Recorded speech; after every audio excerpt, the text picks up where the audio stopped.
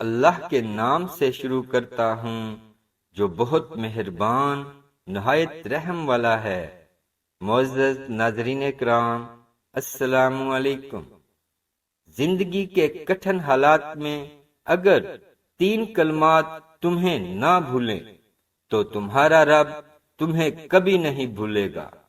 وہ 3 کلمات کیا ہیں؟ پہلا کلمہ سنیے، حسبنا اللہ ونعم الوکیل۔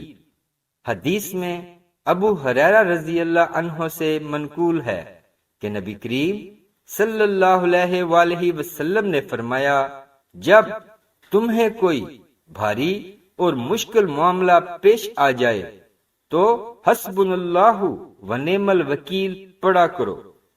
دوسرا کلمہ ہے، یا حی یا قیوم برحمتک استغیث۔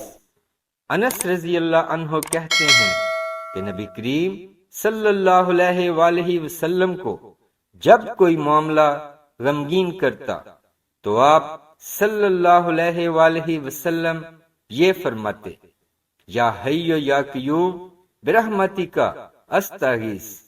اور تیسرا کلمہ ہے، استغفر اللہ۔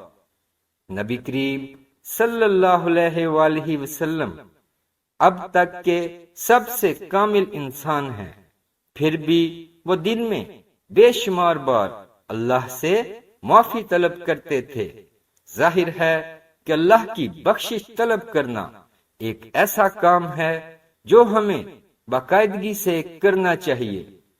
استغفر اللہ ایک چھوٹا سا کلمہ ہے، جو استغفر اللہ کہہ دیتا ہے اللہ سختیوں سے نکلنے کا راستہ بنا دیتا ہے، ہر مشکل کو آسانی میں بدل دیتا ہے، اور وہاں سے اللہ عطا کرتا ہے جہاں سے انسان نے کبھی سوچا ہی نہیں ہوتا۔